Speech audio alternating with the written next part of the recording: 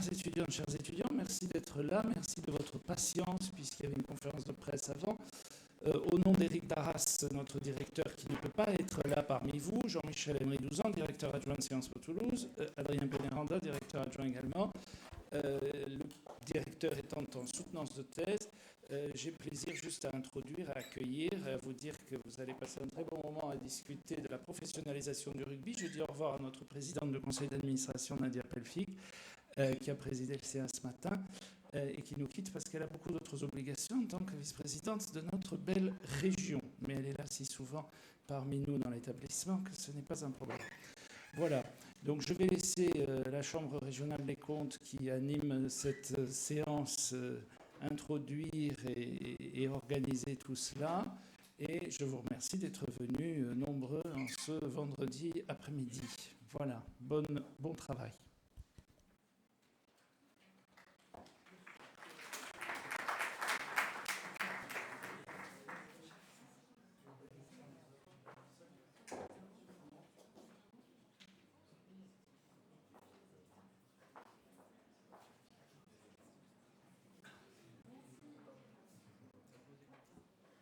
Vous m'entendez ? Très bien. Merci de nous avoir rejoints pour cette table ronde. Nous remercions l'IEP, Sciences Po Toulouse, de nous accueillir. Nous avons un partenariat depuis un an avec Sciences Po Toulouse. Merci à Éric Darras, à son conseil d'administration et à toute son équipe de nous recevoir. Cette occasion était idéale puisque nous allons pouvoir vous présenter à la fois un rapport qui sort aujourd'hui, qui vient juste d'être publié sur notre site internet à 14h, qui est l'aboutissement d'un long travail sur les clubs de rugby d'Occitanie. On a la Chambre régionale des comptes à contrôler en tout 7 clubs, Top 14 et Pro D2. Et Olivier Pagès, qui a coordonné cette enquête, va vous présenter ses principales conclusions. Et dans un second temps, M. Ben, qui est là pour Sciences Po, qui est professeur en droit public à Sciences Po Toulouse et qui a aussi une formation d'économiste, pourra apporter son éclairage sur notre rapport. On gardera ensuite un temps pour vos questions, bien sûr, et nous aurons enfin un grand témoin et j'en suis ravie, déjà sorti de l'entraînement, puisqu'il est à la fois joueur professionnel au Stade Toulousain et également étudiant à Sciences Po, Joël Mercler, que je remercie d'avoir fait l'effort de venir et qui nous donnera sa vision qui est doublement intéressante, vous l'aurez compris. Alors on va peut-être attaquer, si vous êtes prêts, messieurs. Et oui, je ne vous ai pas présenté également notre vice-président, Monsieur Ross, qui participe également à cette table ronde. Alors Olivier Pagès. Donc, il est président de section à la CRC Occitanie et c'est lui donc qui a coordonné cette enquête sur le rugby. Alors, la CRC, elle s'occupe de contrôler le bon emploi de l'argent public. Mais donc, du coup, pourquoi est-ce que vous avez mené cette enquête sur le rugby ? Ce n'est pas quelque chose de traditionnel. Alors, c'est vrai, merci Caroline. C'est vrai que si j'étais étudiant, je me poserais cette question. Que vient faire la CRC pourquoi contrôle-t-elle en fait un club de rugby ? Surtout qu'un club de rugby, c'est une société commerciale, je vais y revenir, c'est une association, et que notre champ d'intervention traditionnel, comme vous le savez tous, c'est plutôt les collectivités locales et leur établissement public. Alors déjà, première raison, mais ça je le dis pour les étudiants, c'est à partir du moment où il y a en fait une subvention qui est supérieure ou égale à 1 500 €, on est en droit de contrôler en fait une structure, même si elle est privée, on est en droit de le faire. La deuxième raison, qui est plus liée à notre sujet d'aujourd'hui, c'est que en fait, le passage au professionnalisme, comme vous le savez tous, et donc maintenant il y a 30 ans, puisque c'était le 26 août 1995, ne s'est pas accompagné de la fin des soutiens publics, mais de leur encadrement par le législateur. Et donc, il était temps pour nous de dresser un bilan et de voir dans quelles conditions ces soutiens publics étaient accordés. Alors, quand je parle de soutien public, effectivement, comme on est sur une période 2017-2018, on est allé jusqu'à 22-23, on est en pleine période du Covid, comme vous le savez tous, où là, il y a eu des aides exceptionnelles de l'État sous forme d'exonération de cotisations sociales, de prise en charge de l'activité partielle ou même de compensation des pertes de billetterie. Et donc là, on s'est contenté, à travers les 7 rapports que l'on a fait, et donc à travers la synthèse, d'en dresser un bilan. Donc ce bilan que vous avez sous les yeux. Et vous voyez que l'État est intervenu et a soutenu les clubs pendant le Covid, et également aussi sous forme de prêts garantis par l'État, de PGE, ce qu'on appelle. Donc vous voyez les différents montants qui correspondent aux 7 clubs qu'on a contrôlés. Puisque, comme vous le savez, donc à partir de la saison 2019-2020, donc 2019-2020, la saison s'arrête en plein milieu de la saison sportive. Et puis ensuite, 2021 et 21-22, il y a eu le huis clos, puis l'instauration d'une jauge jusqu'au 2 février 2022. Donc dans notre période de contrôle, on a quand même une bonne période où en fait on a des aides exceptionnelles de l'État concernant le Covid. Mais faisant abstraction de ces aides, nous, ce qui nous intéressait, c'est de voir le fonctionnement du club, en fait, et de l'association, et de voir, donc, comme je vous disais, le soutien public apporté dans des conditions, on va dire, normales de fonctionnement. Alors, juste pour bien fixer les choses, puisque je vais y revenir par la suite, le législateur donc, permet aux collectivités locales de verser des subventions publiques aux clubs professionnels, bien que ce soit un club professionnel, mais il a posé des jalons. Le premier jalon, c'est que ces subventions doivent répondre à des missions d'intérêt général qui sont expressément définies par le Code. Donc, mission d'intérêt général définie par le Code, il s'agit par exemple du centre de formation, de la formation des joueurs dans le cadre du centre de formation, d'actions d'intégration, ou bien, troisième type d'action, tout ce qui est autour de la sécurité, de la prévention de la violence dans les stades. Voilà.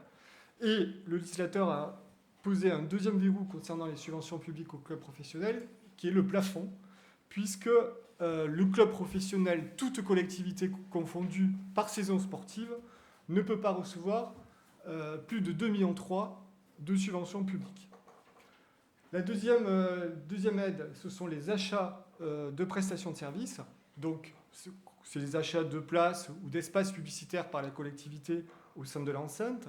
C'est la position du nom ou du logo sur le maillot du joueur. Et là aussi, le législateur a fixé un plafond qui est un montant total maximal de 1,6 million par saison sportive. Et il y a une troisième forme d'aide. Alors, pour le Stade Toulousain, c'est particulier, mais dans l'ensemble des clubs qu'on a examinés, c'est la mise à disposition du stade et des installations afférentes, parce que, mis à part le Stade Toulousain, le stade appartient à la collectivité publique.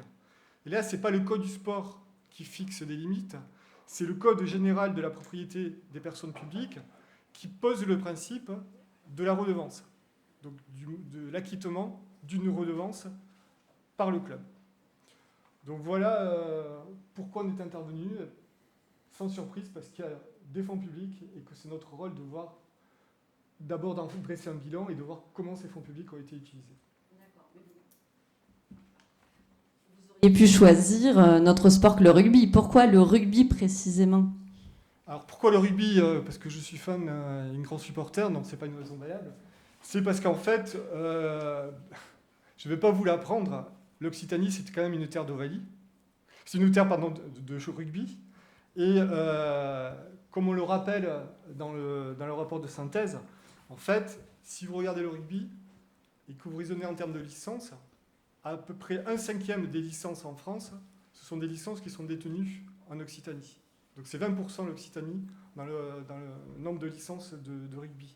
Ensuite, en Occitanie, c'est quand même le 3e sport le plus populaire, donc après le football et après le tennis. Et puis surtout, si vous regardez, je pense que je peux le dire ici, puisque je suis en terre d'Ovalie et en terre occitane, si vous regardez le palmarès des 7-8 dernières saisons, vous avez le Stade Toulousain qui rafle quasiment tous les titres.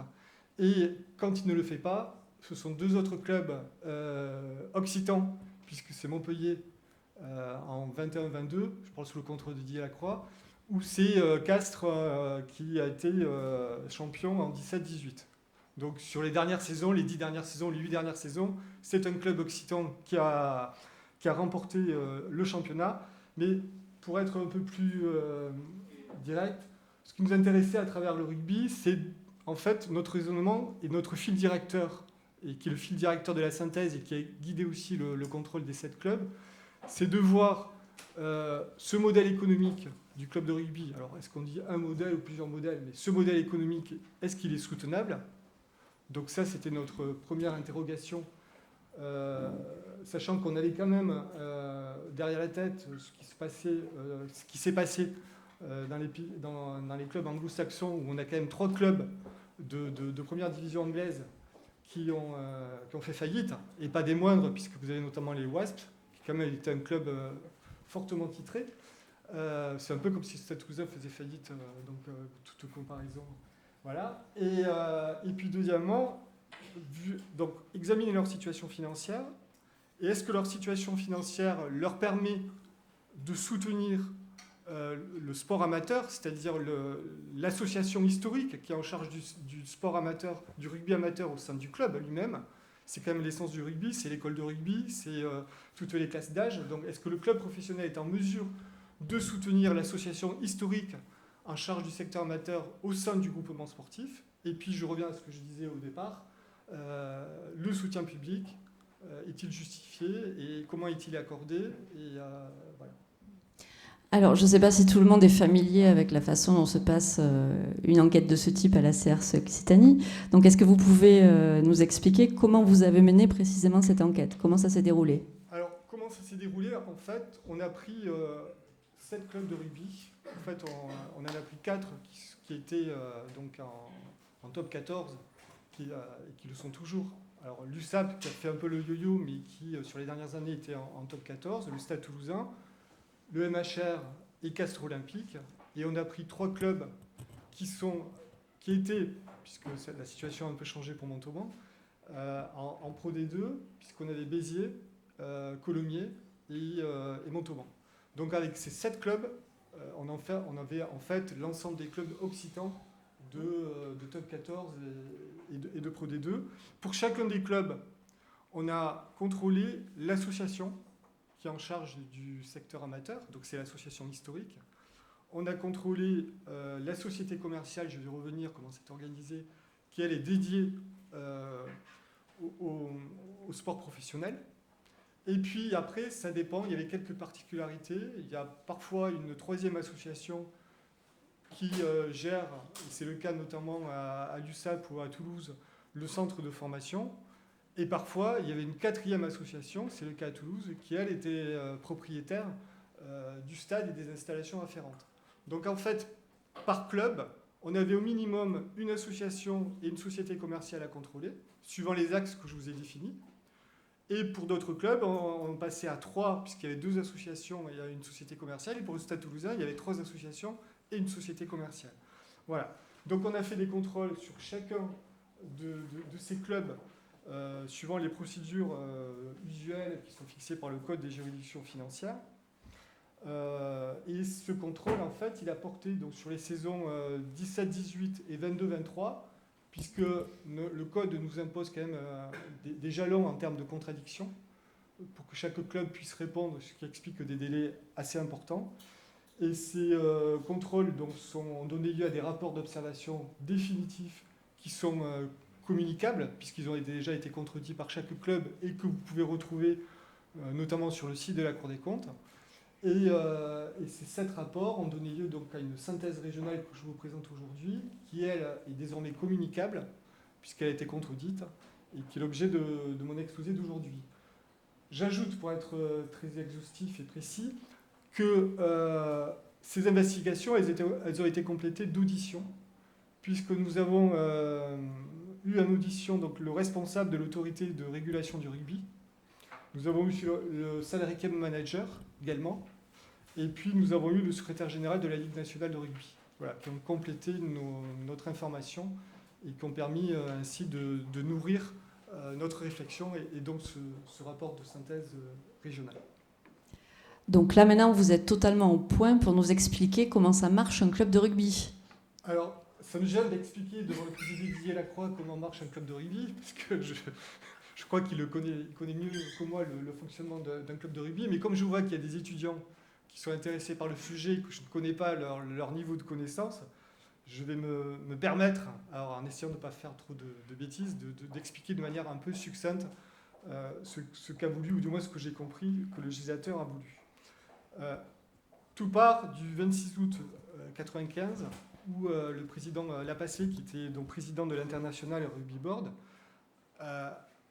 donc l'IRRB s'est réuni et a décidé de mettre fin à l'amateurisme, à l'obligation d'amateurisme, et donc c'est le passage au professionnalisme. Ce passage au professionnalisme, le législateur a, dans un premier temps, imposé la constitution d'une société commerciale. Donc, toute manifestation sportive que vous connaissez le dimanche, avec il y a un certain montant supérieur, des recettes supérieures à 1,2 million sur l'année, bon, bref, je passe les détails, ces manifestations sportives, elles doivent être organisées par une société commerciale. À partir du moment où il y a un club professionnel, où on est dans le professionnalisme, on a une société commerciale. Le législateur, dans un premier temps, a créé ce qu'on appelle, alors je fais un résumé très rapide parce que le sujet, c'est pas de vous faire un cours, la société anonyme à objet sportif. Ça veut dire quoi? Ça veut dire que dans cette société commerciale, l'association historique, en fait, qui gérait le club, conserve un tiers des droits de vote et un tiers du capital. Ça veut dire qu'elle a un pouvoir de blocage. Donc on dit passage au professionnalisme, mais l'association historique, quand même, conserve une certaine maîtrise, puisqu'elle a un pouvoir de blocage. On est dans une compétition sportive, on est dans une concurrence sportive, des investisseurs privés arrivent dans le rugby, ce verrou, en fait, de l'association historique, posé par le législateur, il a sauté. C'est-à-dire que maintenant, on est dans une société, qui est une société anonyme sportive professionnelle, où là, il n'y a pas du tout de verrou, et l'association historique, elle peut avoir des parts importantes ou des parts tout à fait résiduelles, mais il n'y a plus de jalon qui est posé par le législateur. Donc voilà, ça c'est pour favoriser le développement du sport professionnel et du rugby professionnel. Je schématise à outrance. En contrepartie, parce que l'essence même du rugby, c'est l'association historique qui est en charge du secteur amateur, le législateur, il a posé dans le code du sport un principe qui est le principe de solidarité financière. C'est-à-dire que le club professionnel, il se doit d'aider le secteur amateur, l'association historique du groupement. Et puis, l'association, elle ne perd pas quand même de prérogatives, elle conserve certaines prérogatives, parce que n'oublions pas que l'association, en fait, elle dispose du numéro d'affiliation à la fédération, et c'est ce numéro d'affiliation qui permet la participation aux compétitions sportives. S'il n'y avait pas ce numéro d'affiliation, on n'aurait pas de match le dimanche, en fait.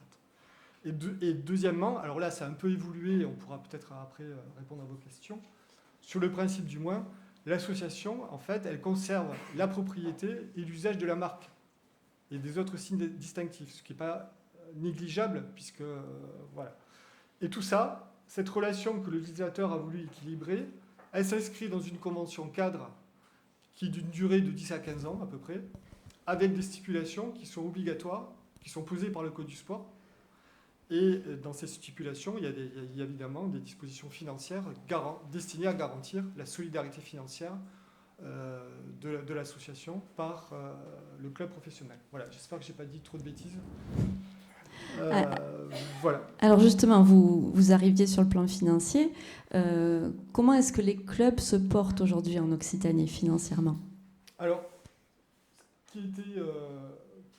alors nous, on avait, quand on a contrôlé, vu la période...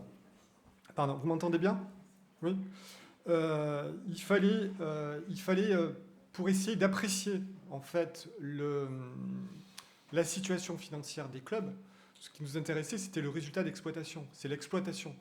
Donc, hors aide Covid, puisque là, ça vient modifier un peu le bilan et les comptes de résultats, et puis hors aide de l'investisseur privé qui est au capital, qui, par des abandons de créances ou des différentes manipulations, mais tout à fait logique et normal, hein, comptable, peut permettre de rétablir l'équilibre in fine, ou du moins limiter le déficit. Moi, ce qui nous intéressait, c'est le résultat d'exploitation proprement dit.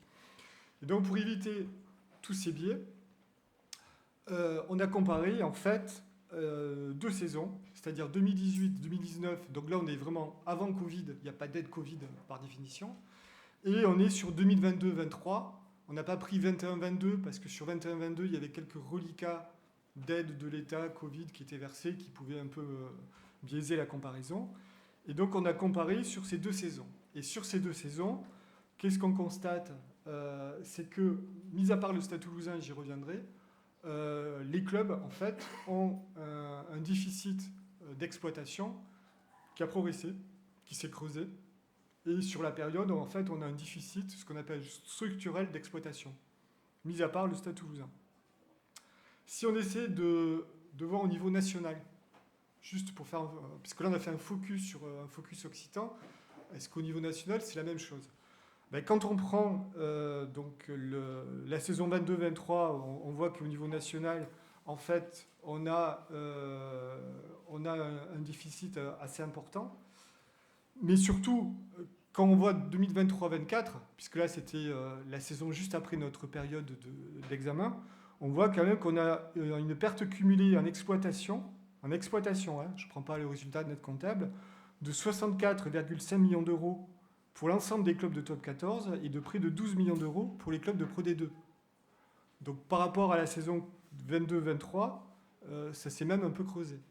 Voilà. Donc ce qui était intéressant à travers ces différents contrôles, c'est d'essayer de comprendre les raisons de ce déficit structurel d'exploitation. Alors, sans vouloir être caricatural et pour ensuite laisser place aux questions, je vais être un peu peut-être rapide. Nous, premier élément explicatif, ce que l'on voit, c'est le poids des charges d'exploitation. On a des charges d'exploitation et des charges fixes très importantes, dont les 2/3, en moyenne, sont consacrés à la masse salariale. Cette masse salariale est en forte progression. Alors, quand on étudie la masse salariale, on pourrait se dire, oui, elle peut être en progression parce que les effectifs du club ont augmenté. Mais pas que. On voit que cette progression, elle est liée surtout à une inflation salariale, principalement des joueurs et de l'encadrement technique. Alors la question qui vient après, c'est de dire, oui, mais la Ligue nationale de rugby, elle a mis en place des dispositifs pour plafonner la masse salariale depuis 2010-2011. Et ce dispositif, il fixe un plafond qui est de 10,7 millions pour la saison actuelle. Alors ce dispositif, il a le mérite d'exister. C'est un dispositif qui est vertueux, qui n'existe pas au football et qui permet de limiter le déficit d'exploitation. Donc loin de moi l'idée de critiquer, puis ce n'était pas notre objectif et notre investigation n'a pas porté sur ça. Simplement, quand on regarde ce dispositif, déjà on voit qu'il s'applique aux joueurs. Il ne s'applique pas à l'encadrement technique des clubs de top 14, il s'applique aux joueurs. L'encadrement technique des clubs de top 14, parce qu'on est dans le professionnalisme, dans la compétition sportive, il a tendance à s'étouffer. Alors évidemment, en masse, ce n'est pas le principal poste, mais il progresse de manière assez importante.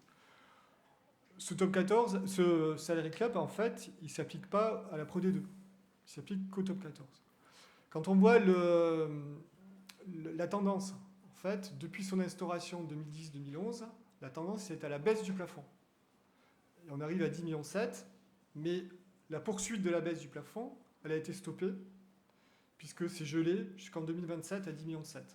Alors ça peut se comprendre parce qu'on est dans un contexte de compétition sportive, de concurrence, d'attractivité, d'attirer les joueurs ou autre, mais le plafond, il est gelé. Et troisième élément, alors là, je me fais plutôt écho de la presse, puisque vous l'avez déjà lu vous aussi, ce n'était pas l'objet de nos investigations, mais c'était de voir qu'en fait, ce plafond, il peut être augmenté. Alors, il peut être augmenté, puisque quand vous avez des joueurs qui sont sur la liste premium de l'équipe de France, je crois que c'est 45 joueurs chaque année qui sont sélectionnés, ou qui sont inscrits sur la liste, ils ne sont pas forcément sélectionnés. Le plus grand nombre de salariés de N-1. Oui, c'est ça. Vous avez ce qu'on appelle un crédit. Alors crédit, le terme est un peu impropre, de 180 000 euros, je crois, c'est ça, qui vous permet d'augmenter d'autant votre plafond. Alors l'idée, c'est de pouvoir recruter d'autres joueurs pour compenser la perte du joueur qui serait en équipe de France et qui donc du coup fausserait la compétition sportive. Vous avez aussi un système, alors il y a plein de dispositifs, vous avez un système d'amortissement. C'est-à-dire que, comme on raisonne à N-1, c'est ça, si vous avez d'une année sur l'autre, vous pouvez avoir des joueurs qui sortent de la liste premium. Et du coup, pour ne pas être pénalisé par cette sortie, vous avez un système d'amortissement, c'est-à-dire de crédit. Vous pouvez conserver un crédit pendant 1 an, je crois, qui vous permet. Donc le fait est que par ce dispositif, vous avez entre clubs une différence de plafond, puisque vous avez le Stade Toulousain qui, je crois, est à 13 millions cette année, ou 13 millions 7, à peu près par là. Et vous avez le Castres Olympique qui est à 10 millions 7, donc vous avez un écart de 3 millions qui s'explique par la liste premium et par l'intérêt de l'équipe de France. Mais voilà, donc vous avez différents dispositifs qui vous permettent, qui limitent les effets du salary cap et donc ces effets sur le plafonnement de la masse salariale. Alors ce qui était intéressant, c'est de voir par rapport à ces charges d'exploitation fixes qui sont assez importantes, les recettes, forcément, puisqu'on parle de résultats d'exploitation. Et nous, ce qui nous a frappé, c'est que les recettes, évidemment, n'évoluent pas selon le même rythme que les charges. D'où le déficit, c'est une appel que de dire ça. Mais parce que ce sont des recettes qui, essentiellement, sont des recettes qui sont liées aux résultats sportifs. Donc, qui sont liées à l'aléa sportif. Donc, vous avez des charges fixes importantes, mais quand vous n'avez pas des résultats qui sont suffisants, du coup, vous êtes moins attractif en termes de partenariat, vous êtes moins attractif en termes de billetterie et d'abonnement, et du coup, vous avez des rentrées de recettes qui sont insuffisantes et qui ne vous permettent pas d'équilibrer l'exploitation en fin de saison. Alors, les recettes pour ceux qui sont moins familiers, ce n'est pas la billetterie et l'abonnement le principal poste de recette, c'est le partenariat. Donc c'est les sponsors. Les clubs, ils s'organisent différemment. Il y en a certains qui ont externalisé à des régies de recettes pour trouver des partenaires. Il y en a d'autres qui le font en interne. Et le partenariat, c'est à peu près 45% du chiffre d'affaires du club. Donc c'est le principal poste. Vous avez ensuite, en deuxième poste, les versements de la Ligue nationale de rugby. C'est à peu près entre 20 et 27% des produits d'exploitation. Les versements de la Ligue nationale de rugby, ce n'est pas que les droits télé. C'est un ensemble, en fait. Il y a les droits télé, il y a aussi le centre de formation. Bon, il y a un ensemble de... Mais c'est à peu près 20 à 27%. Et la billetterie abonnement n'est que le troisième poste de recette. Il ne pèse pas beaucoup, par exemple, concernant Montpellier. Montpellier, c'est 6% de ses produits d'exploitation en 21-22. Je ne pense pas que ça ait augmenté beaucoup plus le pourcentage depuis. Et donc j'en viens en fait, mon troisième point, c'est le Stade Toulousain. Parce que quand on regarde le Stade Toulousain, en fait, je vous disais au départ que le Stade Toulousain est le seul club de l'échantillon qui a un excédent d'exploitation qu'il a confirmé cette année, alors que les autres ont un déficit d'exploitation important. Pourtant, il a une augmentation importante de ses charges. Parce qu'il a gagné, ses charges ont augmenté de 12 millions d'euros depuis 2018-2019. Puisqu'il y a des charges qui sont liées à la masse salariale, aux joueurs, etc. Mais malgré tout, il arrive à dégager un excédent d'exploitation parce qu'il a un chiffre d'affaires qui a progressé d'1 tiers depuis 18-19. Et ce chiffre d'affaires, quand on le compare aux autres clubs, alors pas de Pro D2 évidemment, mais aux autres clubs de top 14 de l'échantillon, ce chiffre d'affaires, il correspond à peu près à 2 à 3 fois celui des autres clubs. Donc 2 à 3 fois le chiffre d'affaires du MHR, 2 à 3 fois le chiffre d'affaires de l'USAP, 2 à 3 fois le chiffre d'affaires du Castres Olympique. Alors on peut se dire, oui, parce que le Stade Toulousain est beaucoup plus attractif, a des résultats, et d'ailleurs on le voit très bien, puisque la billetterie et l'abonnement, c'est son deuxième poste de recette, alors que ce poste n'est que le troisième dans les autres clubs. Donc effectivement, le Stade Toulousain, le stade est plein à chaque match Ernest Vallon, parce que le Stade Toulousain a des résultats. Mais il n'y a pas que... Parce que quand on voit que le Stade Toulousain diversifie ses ressources, et quand on fait, par exemple, quand on prend la part des revenus tirés des produits dérivés et la part des autres produits, location, etc., on voit que ça représente 27% de son chiffre d'affaires en 21-22, alors que ça ne représente que 13% pour l'ensemble des autres clubs. Donc la question qui vient à l'esprit, et qui est la question que l'on pose dans la synthèse, c'est la nécessité de diversifier les recettes du club de rugby pour faire face à l'augmentation des charges d'exploitation. Diversifier les recettes du club de rugby, ça pose la question des recettes hors jour de match. Donc ça pose la question de la propriété du stade, et à défaut de la propriété du stade, de son mode de gestion. donc un bail amphithéotique, etc. Donc vous voyez Lyon, par exemple, ou quand je prends Bayonne ou Biarritz, donc c'est hors Occitanie, ce sont des clubs qui ne sont pas propriétaires de leur stade, mais par ce biais du bail amphithéotique, peuvent mener des investissements, peuvent exploiter ce stade hors jour de match, et donc faire rentrer de l'argent. Voilà. Alors, est-ce qu'on pourrait s'intéresser à un point précis, mais le faire brièvement, parce que c'est passionnant, mais je crois qu'on est un peu long. C'est la dépendance aux apports en capitaux d'actionnaires privés, parce que je sais que c'est un point important. Alors, puisque je suis long, je vais faire très rapide. En fait, vous avez 3 cas de figure dans l'échantillon. Vous avez le premier cas de figure que vous connaissez tous, c'est-à-dire l'actionnaire privé majoritaire à, on va dire, à 90%, à plus de 90%, Montauban c'est 70%. Donc c'est Pierre Fabre à Castres, c'est donc Altrad à Montpellier et puis l'USAP. Ça c'est à 99-98%. Et Montauban, c'est 70%, donc c'est Maillard. Et puis à Colomiers, vous avez un modèle qui se rapproche un peu, c'est-à-dire que vous avez 6 entrepreneurs qui se sont groupés, qui possèdent seuls la minorité de blocage. Mais voilà, là, l'avantage, c'est que vous avez, ils apportent du sponsoring. Altrad, c'est 30 millions de sponsoring sur la période, c'est-à-dire 17, 18, 21, 23, en cumulé, hein. C'est 30 millions aussi d'abandon de créances. C'est pareil pour Pierre Fabre, je n'ai pas les montants sous les yeux. Mais donc vous voyez que ça permet d'équilibrer les comptes in fine.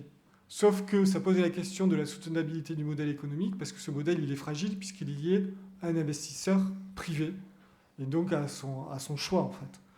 À l'inverse, vous avez les 2 associations du Stade Toulousain, donc l'association amateur et l'association qui est propriétaire du stade, qui représente 67% du capital social de la société professionnelle, donc le poids des associations. Ce poids, on le retrouve aussi dans la convention de prêt, puisque quand l'association propriétaire du stade met à disposition du club professionnel, il y a une clause de sauvegarde qui dit que cette mise à disposition gratuite, elle peut la reprendre si l'évolution du capital social du club met en danger son indépendance ou fait évoluer son objet, l'objet du club qui sera en contradiction avec la convention. Donc il y a une clause de sauvegarde. Et puis vous avez le cas de Béziers, où Béziers, en fait, qui était menacé de rétrogradation en 2021, vous avez la ville qui a créé une société civile à intérêt collectif, une SIC. Elle est actionnaire de la SIC à 50%, et la SIC est propriétaire du club à 70%. Donc ce montage qui était destiné à sauver le club est parfaitement irrégulier, parce qu'une collectivité qui est actionnaire d'une société commerciale, c'est interdit. Mais ça a permis de sauver le club, et ce montage, en fait, il n'est que transitoire, puisque le club, depuis, a été racheté par un fonds d'investissement privé irlandais. Je ne sais pas si j'ai rattrapé le retard. Il y a un autre point qu'on pourrait aborder rapidement, même s'il est essentiel, vous l'avez déjà abordé en tout début, c'est la relation financière entre le professionnel et l'amateur. Est-ce qu'on peut dire que la situation financière des clubs professionnels aujourd'hui leur permet de soutenir véritablement le rugby amateur ? Alors il y a un principe qui est posé, c'est le principe de solidarité financière, comme je vous l'indiquais. Quand on regarde les différents contrôles qu'on a pu mener, on voit que la subvention du club professionnel à l'association amateur du groupement, du même groupement, ben c'est très variable en fait. Ça pèse plus ou moins. Par exemple, à Castres, c'est 69%. La subvention du club professionnel à l'association, ça représente 69% des produits d'exploitation de l'association. Donc c'est très important. À l'USAP, c'est 9%. Alors pourquoi c'est 69% à Castres ? Parce qu'en fait, derrière, il y a le groupe Fabre. Et en fait, c'est un fonctionnement, un groupement sportif qui est très, très, très intégré entre le groupe Fabre, l'association, la société. Voilà. Mais à l'USAP, c'est 9%. Et comme vous voyez dans le tableau, ben, les subventions publiques, en fait, elles évoluent dans des proportions inverses. Quand le club ne soutient pas, le professionnel ne soutient pas suffisamment l'association, en général, c'est la collectivité qui prend le relais. Ça, c'est un premier point. Le deuxième point, le cadre de ce soutien, c'est une convention, comme je vous l'ai expliqué au début, qui est une convention de 10 à 15 ans, où il y a des dispositions financières. Quand on regarde concrètement l'application de cette convention, cette application, elle est très inégale. Et donc, on arrive à des situations, par exemple à Montauban, alors sur un focus sur quelques saisons, on a eu une solidarité financière à rebours. C'est-à-dire que ce n'est pas le club professionnel qui a soutenu l'association, c'est l'association qui a soutenu le club professionnel. Alors je ne dis pas que le club professionnel ne soutient pas l'association, mais quand on regarde cette saison, la saison 17-20, le versement de la subvention d'équilibre du club professionnel, il a été suspendu parce que le club professionnel avait des difficultés. Alors après, le club professionnel a rattrapé. Et l'association qui était actionnaire du club pour 1%, voilà, a fait des abandons de créances, un abandon de créances. Alors elle peut faire un abandon de créances quand elle est actionnaire d'un club, mais c'est quand même pas dans la philosophie du Code du sport que le secteur amateur soutienne le secteur professionnel. Un autre exemple d'application très inégale, c'est notamment Montpellier, puisque dans la convention, il y a des clauses de revoyure ou des clauses d'indexation de la subvention, du club professionnel. Ces clauses, elles existent sur le papier, elles ne sont pas appliquées. Voilà.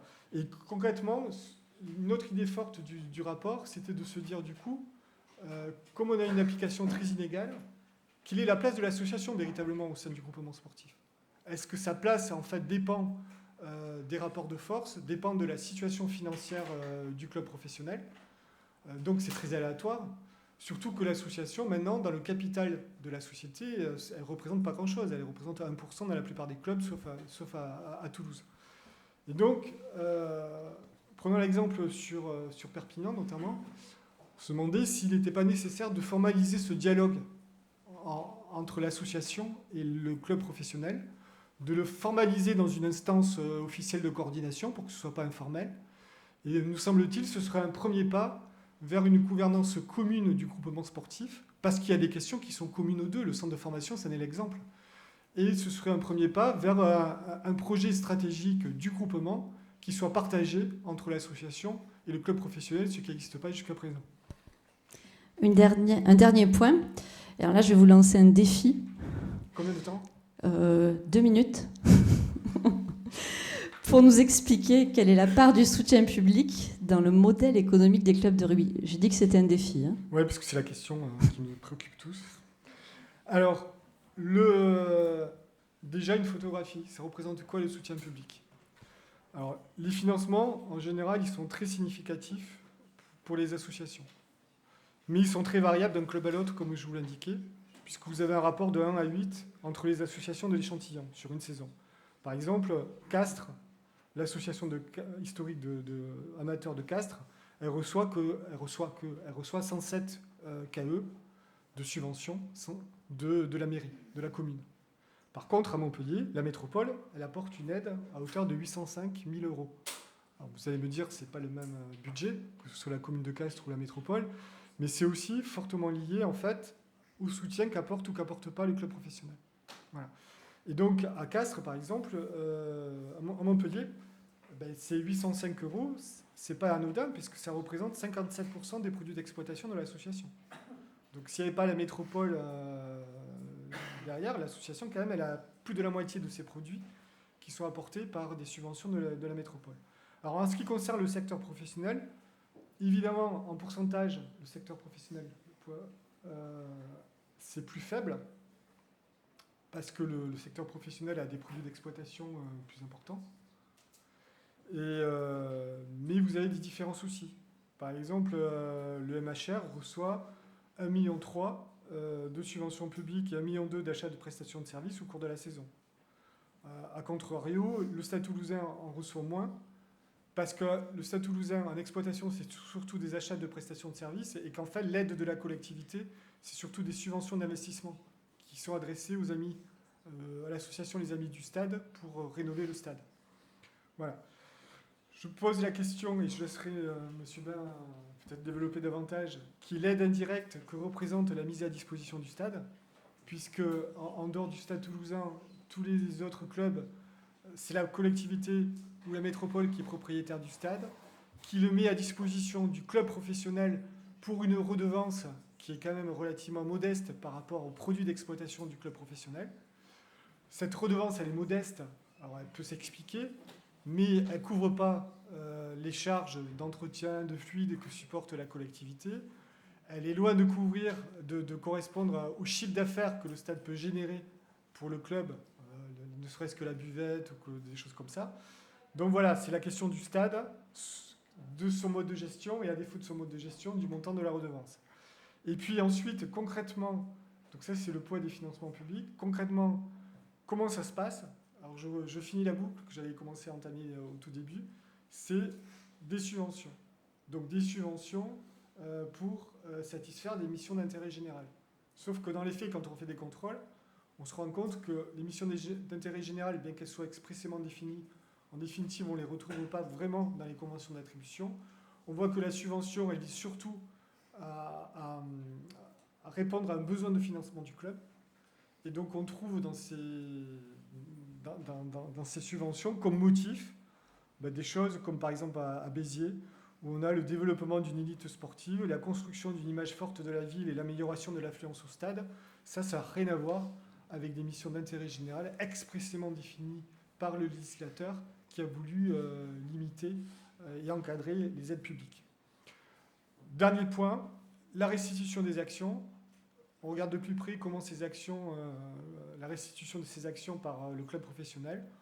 Le club professionnel, il se contente, alors dans certains cas, de fournir à la collectivité, quand il fait sa demande de subvention, un bilan ou un compte de résultat. Quand on demande un rapport d'activité pour rendre compte de l'utilisation de la subvention, on ne l'a jamais reçu sur certains clubs. Et quand on le reçoit, ce rapport d'activité, il est sommaire, très souvent, et il a très peu de données en termes d'activité. Voilà. Merci. Non, défi raté, je suis désolée. Pas grave. Je réponds à vos questions en tout cas. Monsieur Ben, à vous. Donc, comme je disais en entame tout à l'heure, vous êtes professeur en droit public à Sciences Po Toulouse. Vous avez également une formation d'économiste. Et ce qui va particulièrement nous intéresser, c'est que l'an dernier, vous avez mené un important travail sur les finances du sport pour la Société française des finances publiques. Donc, votre éclairage sur ce rapport va particulièrement nous intéresser. Quel est l'objet précis de votre intervention ? Je vous laisse la parole. Merci beaucoup, Madame Freluche. Je commencerai simplement en remerciant la Chambre régionale des comptes. Je suis très heureux d'être délégué par le directeur Éric Darras à la gestion justement de ce partenariat. Et c'est cette première manifestation qui me semble est déjà significative de tout l'intérêt que ça peut apporter à compléter la formation de nos étudiants. Alors, mon point de vue est très simple, s'il peut être simple. Je ne suis pas là pour porter la contradiction, je ne suis pas là pour répondre à la place des clubs de rugby. Ils ont tous répondu, enfin presque par un certain nombre de lettres que vous pouvez aller consulter avec les rapports, et ce qui est extrêmement instructif. Mon point de vue, ce serait en fait de vous proposer une comparaison, de mettre en perspective en quelque sorte un certain nombre de constats incontestables de la Chambre régionale des comptes pour replacer le rugby dans le monde du sport en général et le monde professionnel spécifiquement, et si j'ai le temps de dire quelques mots justement de cette question des stades à laquelle je m'étais intéressé. Alors, on va débuter par quelque chose de simple.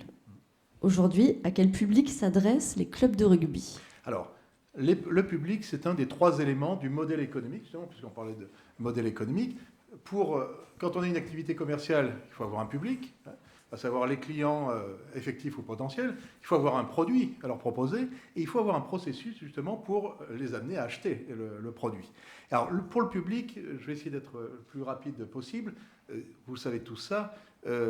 Et le constat de la faiblesse de la billetterie explique en partie, j'y reviendrai, cette situation. Le rugby n'est pas le seul sport qui est pratiqué en France. Alors, on peut le regretter, bien évidemment, mais ce n'est pas le cas. On a, d'après les chiffres de l'INSEE, donc 310 000 licenciés donc, ces dernières années, ce qui représente, alors, au niveau régional, où on a effectivement une très grande partie, c'est le 3e sport. Au niveau national, c'est le 9e sport en nombre de licenciés. Bien évidemment, derrière le football qui a 2 millions de licenciés. Dans la région, on a à peu près, en nombre de licenciés en football, dans la région Occitanie, la moitié du nombre de licenciés en rugby sur l'ensemble du pays. Donc on voit bien le différentiel. Donc forcément, on est dans une situation de concurrence entre les sports. Alors, évidemment, heureusement, il n'y a pas que des pratiquants qui vont aller au stade, sinon je n'irai pas, comme vous pouvez vous en douter. Et il se trouve que des fois j'y vais. Mais ce qui est notable, c'est que justement en rugby, on a une situation qui est assez nette, à savoir que, comme dans d'autres sports, on a une situation géographique. C'est-à-dire on a un public qui est forcément lié à un bassin géographique. Et notamment, par exemple, que ce soit à Toulouse, par exemple, on n'a qu'un seul grand club. Les régions où il y a 2 clubs qui sont voisins, comme c'est le cas du Pays Basque, on sait bien que les 2 clubs ont des difficultés. Et donc le public présent n'est pas satisfaisant, n'est pas assez nombreux. Oui, vous parliez du football tout à l'heure. C'est pas la même chose dans les autres sports et par exemple dans le cas du football. Mais dans le football, on a quand même une situation assez comparable. Pourquoi ? Parce que justement, si on reprend cette comparaison avec l'international, avec des bassins démographiques à peu près comparables, à l'étranger, on le sait tous, que ce soit en Espagne ou en Italie, en Angleterre, on a plusieurs clubs de haut niveau qui sont basés sur les mêmes zones géographiques. Alors qu'en France, dans le football aussi, on sait bien qu'à Paris, il y a quand même une plus grande partie de la population, enfin pas la majorité, mais donc un 6e de la population qui est sur la région parisienne au sens large. On a un seul grand club, financé, comme on le sait, par un actionnaire également fondamental. Alors il y a le Paris FC qui vient de monter, mais il n'y a pas de tradition d'avoir plusieurs clubs qui s'affrontent et qui généreraient un attrait, parce que c'est ça aussi qui est intéressant pour attirer le public, c'est justement qu'il y ait des compétitions, des fameux derbies, qui permettent de dynamiser la présence dans les stades. De la même façon, à Marseille, il n'y a qu'un seul club, alors qu'il y a quand même 2 millions d'habitants dans l'aire de Marseille. Alors évidemment, ça explique pourquoi les clubs ne peuvent pas compter majoritairement sur le public pour financer, pour couvrir leurs dépenses. Mais il me semble que tout ça peut s'expliquer par une théorie économique qui s'appelle la théorie du marché biface. Qu'est-ce que c'est qu'un marché biface ? Alors cette théorie du marché biface ou du marché à double niveau, elle a été élaborée et mise en pratique par un journaliste français qui a créé la presse moderne, Émile de Girardin, quand il crée la presse, c'était le nom de son journal, au moins c'est clair, en 1836, il a cette action contre-intuitive, il diminue le prix, il divise par 2 le prix des abonnements. Ça semble évidemment bizarre, puisque comment payer, puisqu'il a tiré justement les grandes plumes. À l'époque, il lance aussi les feuilletons dans les journaux avec les grandes plumes du 19e siècle, qu'on a tous étudiés à l'école. Il les attire comme ça, en les payant justement correctement. Et alors, c'est contre-intuitif, mais en réalité, il a compris que la presse s'adresse à 2 publics. Il faut d'un côté avoir des lecteurs, le maximum de lecteurs, et pour ça, il faut avoir un tarif qui soit abordable. Pourquoi ? Parce qu'il y a un deuxième public qu'il faut viser, ce sont les annonceurs. Et il multiplie les encarts publicitaires dans ses journaux. Et il peut les faire payer cher parce que justement, il a beaucoup de lecteurs. Et c'est comme ça que cette théorie donc, a été depuis développée. Alors en sport, elle est notamment utilisée, notamment par mes collègues de TSE ici, en économie industrielle, mais elle est surtout utilisée pour les focaliser sur l'étude des plateformes de diffusion justement des matchs. Parce qu'il y a des problèmes de concurrence qui peuvent se porter, mais pour l'anecdote, figurez-vous que c'est aussi utilisé pour étudier les sites de rencontres, ce genre de choses, dans les médias. Et donc vous appliquez ça au club de rugby, mais oui, comment ? Parce que dans les rugby, justement, ça explique le constat, mais qu'on voyait bien. Comment est-ce que les matchs permettent d'attirer le maximum de spectateurs ? Parce que la politique des clubs de rugby, ce sont des tarifs qui sont très abordables. C'est pas difficile de pouvoir assister à un match. Pourquoi ? Eh bien parce que les clubs de rugby sont dans la même situation. Et c'est pour ça que, de mon point de vue, c'est pas dramatique que la billetterie ne rapporte peu du point de vue proportionnel.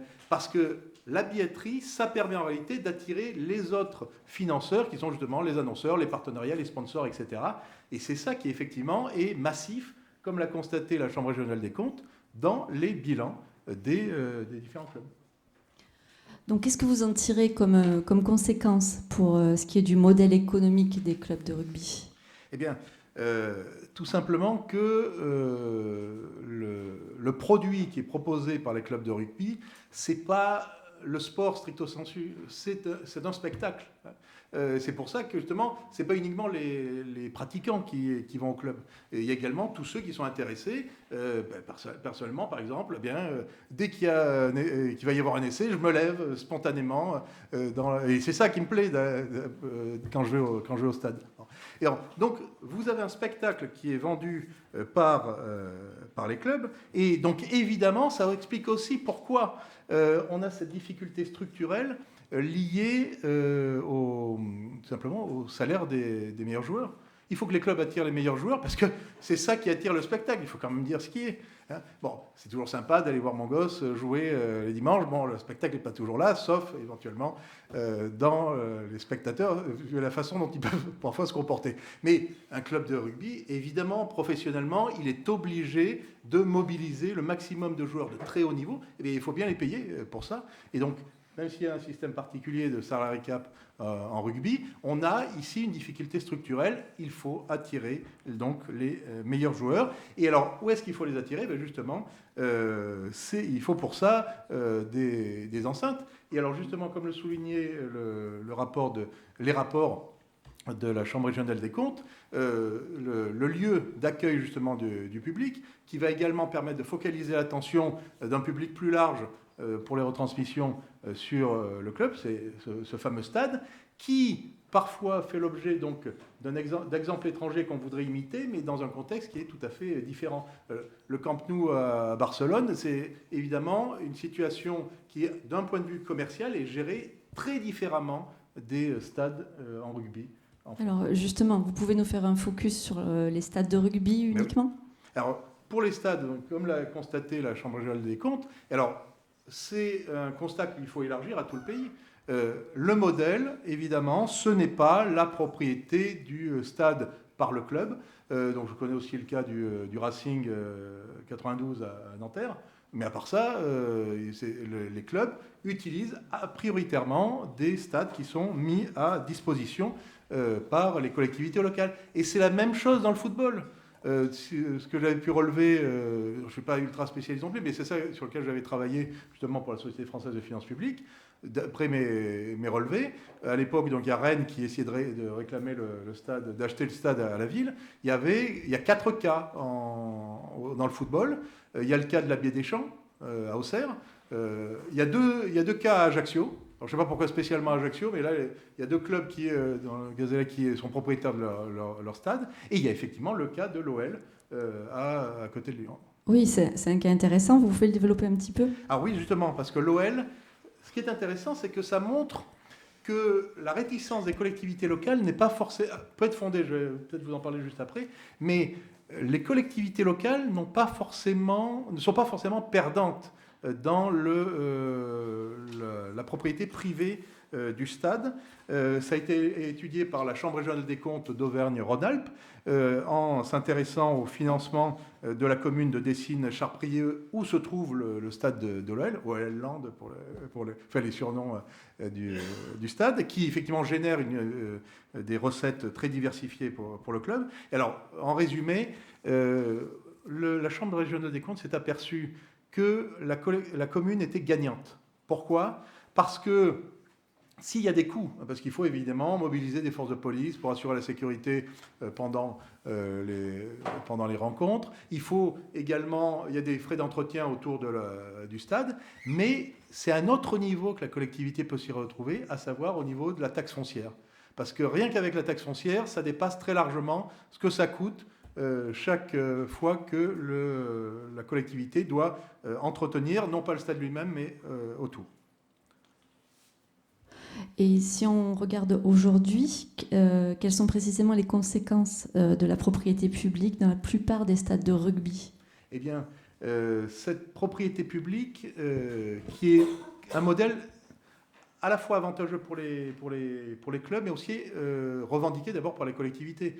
Je vous parlais de Rennes, vous avez vu dans la presse qu'également Paris ne veut pas lâcher le Parc des Princes, enfin la ville de Paris ne veut pas lâcher le Parc des Princes, et j'avais lu récemment qu'à Montpellier aussi, la municipalité ne veut pas lâcher le stade au MHR. Eh bien, il y a plusieurs avantages et inconvénients à ça. Au niveau, pour les clubs, ce n'est pas forcément un désavantage de ne pas être propriétaire du stade. Parce qu'il y a une économie d'investissement qui est importante. Évidemment, si les clubs devaient financer leur stade, ils ne pourraient pas consacrer l'essentiel de leur budget, justement, au salaire des joueurs. Donc il y a un certain nombre d'économies qui sont faites, surtout qu'au niveau des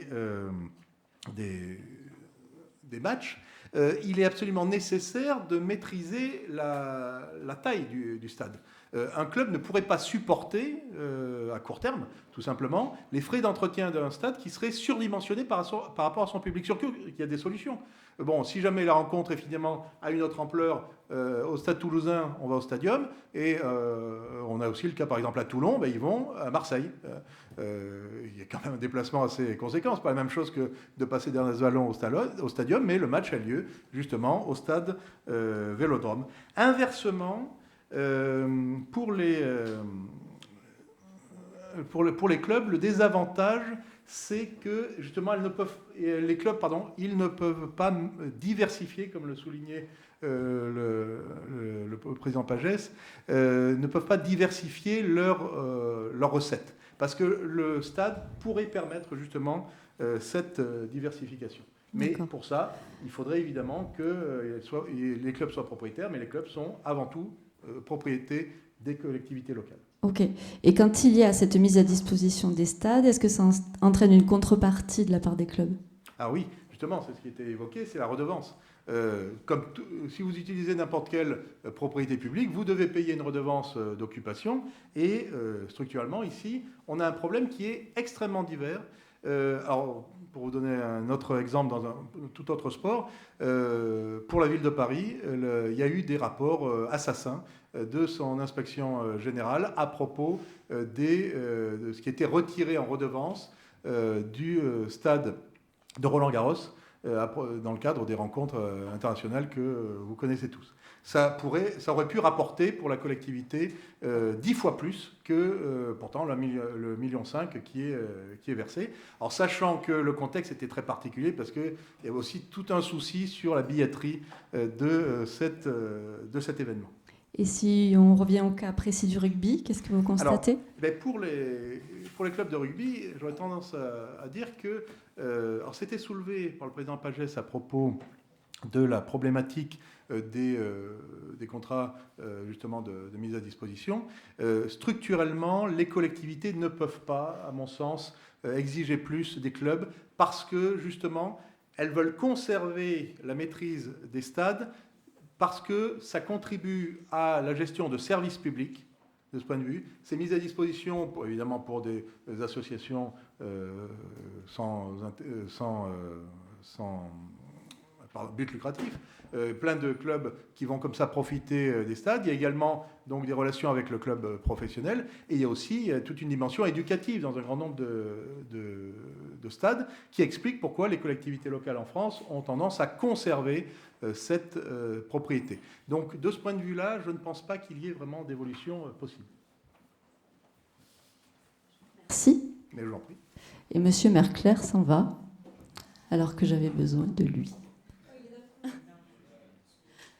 J'ai juste besoin de M. Merclair, c'est le moment où il intervient. Merci beaucoup, M. Ben. On appelle maintenant notre grand témoin. C'est votre... Ouais, salut. Bonjour. Donc, double champion de France Espoir, 3 fois champion de France, premier espagnol à remporter la Champions Cup. Je suis ravie de vous avoir à côté, même si je suis un peu intimidée, j'avoue. Donc, comme je l'ai dit en entame, vous avez l'avantage d'avoir cette double casquette, joueur professionnel et en même temps étudiant à Sciences Po Toulouse. Donc, ça m'intéressait de savoir qu'est-ce que vous reteniez des interventions de M. Pagès et de M. Ben. Qu'est-ce qui vous a particulièrement intéressé dans ce qu'ils nous ont dit ? Bonjour.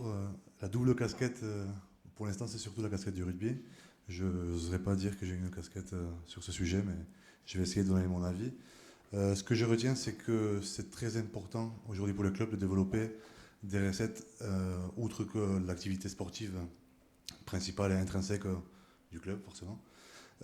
Donc je pense que d'être un acteur principal, pas que sportif, mais économique, social, être engagé au niveau de la région, dans ce cas l'Occitanie, on a la chance que c'est une région où il y a beaucoup de rugby, et je crois que culturellement, le rugby est très ancré, et c'est là où ce rapport, il est un peu effrayant quand on est dedans, mais vu qu'on est en Occitanie et vu que culturellement, le sport, le rugby est très ancré à cette région, surtout quand je compare à l'Espagne, quand je suis venu d'Espagne, pour trouver un club en Espagne où jouer déjà, c'est pas évident.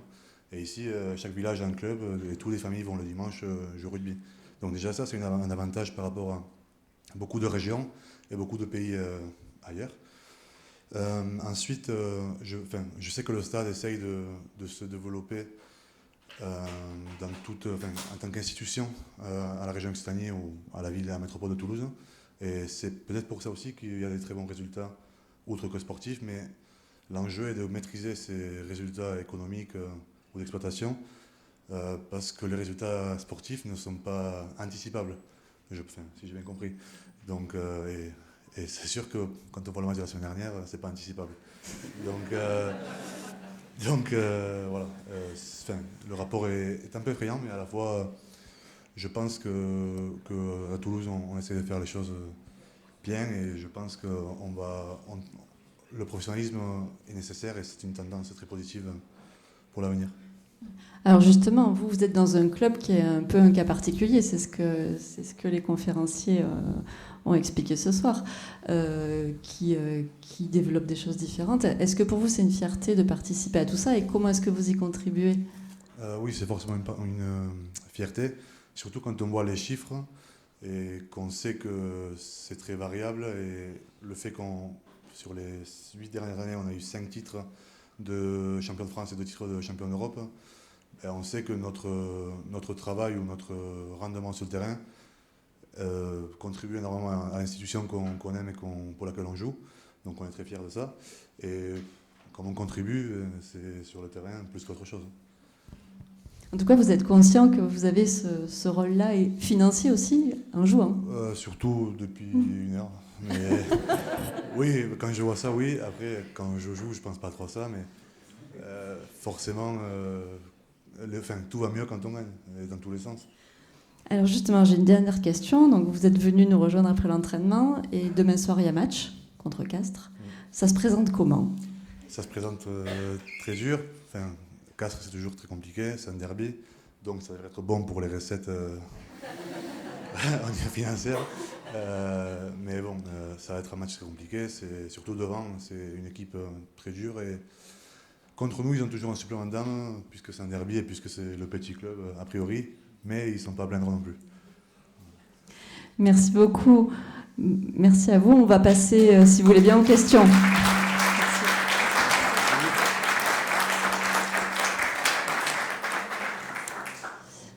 Je vous invite à lever la main si vous avez une question, et on vous donnera un micro.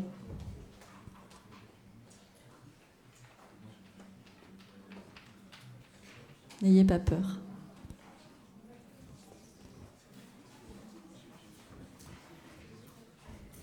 Pas de questions ? Si.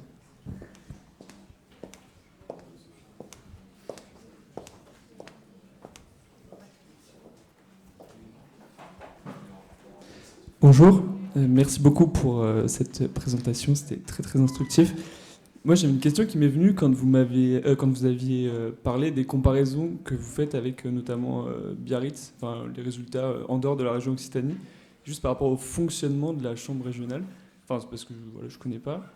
Est-ce que dans ce cas-là c'est vous, en tant que la CRC Occitanie, qui pouvez faire un contrôle, je suppose, auprès des clubs en question, ou c'est un mécanisme de communication avec la CRC Nouvelle-Aquitaine ?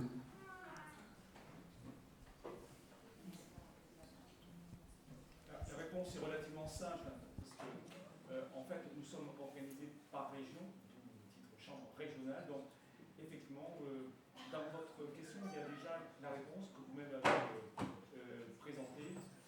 C'est du ressort de Nouvelle-Aquitaine, donc c'est la Chambre régionale de Nouvelle-Aquitaine, à qui il appartient de contrôler ou pas ces clubs.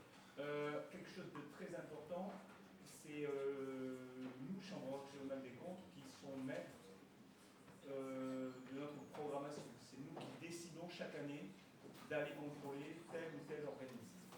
Voilà. Donc, ce serait à la Chambre de Nouvelle-Aquitaine de décider de programmer tel ou tel contrôle. Donc, ce qui définit le périmètre, c'est le périmètre de compétences.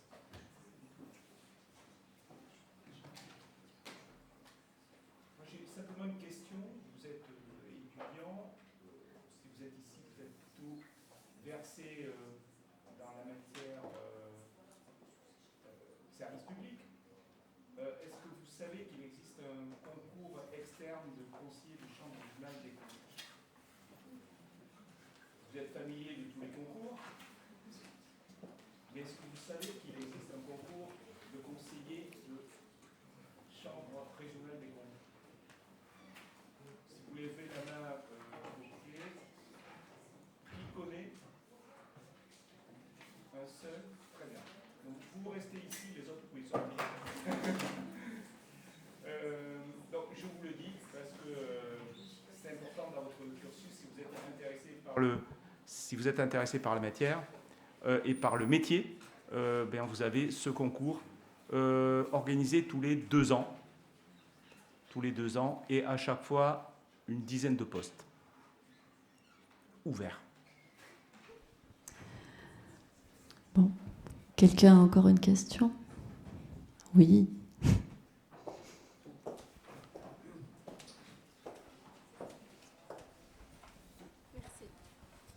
Bonjour, merci déjà pour cette conférence.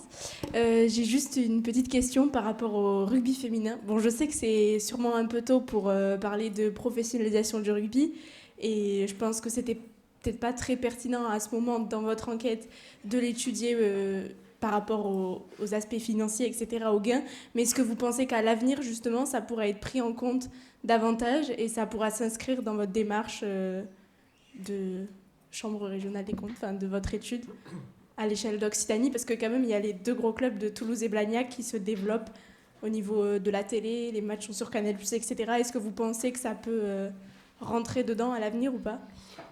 Alors, le rugby féminin, on l'a regardé parce que c'est une question importante que vous posez.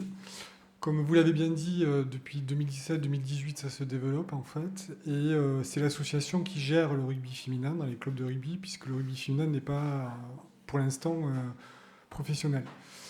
Donc on a regardé le rugby féminin, on a regardé ce qu'il pesait, alors le nombre de licenciés, déjà, dans chaque club qu'on a audité, le poids du rugby féminin dans les charges d'exploitation de l'association et est-ce que les subventions publiques qui sont versées à l'association permettaient ou pas le développement du rugby féminin, suivaient le développement du rugby féminin. Voilà, donc dans chaque rapport, dans les 7 rapports qui ont été publiés, vous avez très souvent une petite partie sur le rugby féminin. Donc c'est une question qu'on a abordée, qu'on n'a pas repris dans la synthèse parce qu'il fallait faire des choix. Mais le rugby féminin est une question importante qui a été étudiée par chaque équipe de contrôle pour les 7 clubs. Ouais, donc si je vous invite, notamment pour le Stade Toulousain, de vous y référer.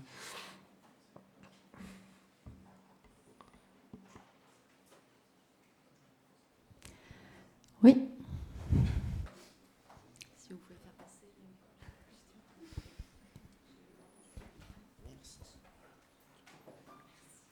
J'aurais une question sur la pérennité de ce système, parce que du coup en Occitanie, on a aussi beaucoup d'exemples de clubs des clubs historiques comme Auch ou Tarbes qui sont descendus dans les divisions inférieures. Et du coup, est-ce que sur un horizon 2030-2040, on pourrait continuer à avoir ce système qui semble vertueux? Parce qu'il y a quand même une grosse américanisation de notre sport. À l'international, c'est que des franchises. Nous, on est un peu une exception. Donc voilà, comment est-ce que vous voyez l'avenir?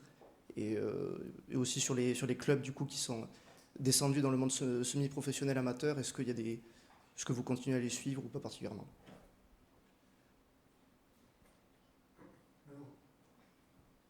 C'est difficile de présager ce que seront les 7 clubs étudiés en 2030. Donc quand on parle de pérennité, ce qu'on peut dire, alors, quelques éléments de réflexion, après c'est que quelques éléments. On a quand même un dispositif qui est le Salary Cup, qui moi je pense est un dispositif qui est vertueux, même s'il a des limites que j'ai évoquées, et qui permet de juguler en partie l'augmentation des charges d'exploitation et l'augmentation de la masse salariale. Donc ça, c'est déjà un garde-fou. Alors comment il va évoluer, ça, personne ne peut le dire, puisque les présidents de clubs sont en train d'y réfléchir et la presse en fait l'écho. On a aussi, au niveau des recettes, puisqu'on a insisté là-dessus, alors avec les limites que vous évoquez dans votre intervention, M. Bain, la nécessité de développer des recettes hors jour de match pour qu'elles ne soient pas trop tributaires de l'aléa sportif et donc des résultats sportifs. Donc voilà, il y a quelques pistes, mais après on ne peut pas présager de ce que sera le rugby en 2030. Je pense que les présidents des clubs s'en soucient et y réfléchissent. Voilà. Donc dans le cadre de cette synthèse, on a essayé de mettre quelques pistes de réflexion. Et ce qu'on a mis en évidence, comme ça a été rappelé, c'est la force mais aussi la faiblesse de la très grande dépendance vis-à-vis d'un seul actionnaire privé qui détient entre ses mains jusqu'à 99,9%. Donc c'est une force, mais en même temps c'est intimement lié à sa stratégie d'intervention dans le club. Peut-être à un moment, l'actionnaire privé va être un petit peu lassé de capitaliser chaque année, d'abandonner des créances. Donc, voilà. Et puis on voit bien sur les cas que vous citez qui sont descendus, c'est qu'ils n'avaient pas le soutien financier d'un grand actionnaire privé pour pouvoir se développer. Et donc sans développement, pas de disponibilité pour attirer des joueurs afin de favoriser une montée. Enfin, après, il y a le cycle vertueux. Donc, c'est une force et en même temps une faiblesse actuelle du rugby français. Oui, parce que pour compléter, vous avez aussi le tissu économique local. Vous avez des clubs qui restent encore des clubs, puisque c'est l'essence même du rugby, qui était un club entre guillemets de village. Et donc vous avez des clubs comme Montauban où le tissu économique, s'il n'y avait pas l'actionnaire principal, je ne sais pas si le tissu économique montalbanais permettrait au club de se maintenir, alors j'espère qu'il se maintiendra, mais de se maintenir en top 14 ou de faire bonne figure en Pro D2. Donc voilà, il y a aussi le tissu économique, il y a aussi la carte des clubs de rugby. Vous avez Colomiers qui est tout proche de Toulouse. Et quand vous regardez le rapport sur Colomiers, qui est un bon club de rugby, qui a de bons résultats en Pro D2, mais il a peu d'abonnés ou peu de spectateurs, en fait. Parce que, voilà, il y a la proximité du Stade Toulousain, donc il y a aussi la carte des clubs de rugby. Voilà, il y a un ensemble de réflexions qui dépassent largement le rapport de synthèse et qui permettent de s'interroger sur la pérennité ou pas des clubs de rugby.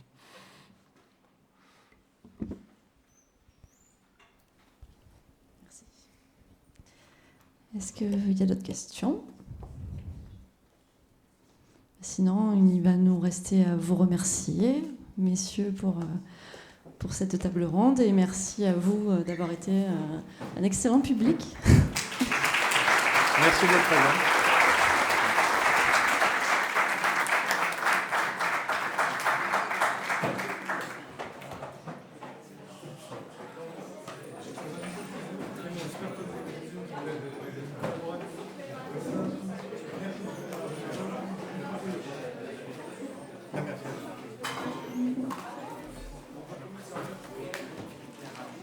Ah oui, bonjour, etc.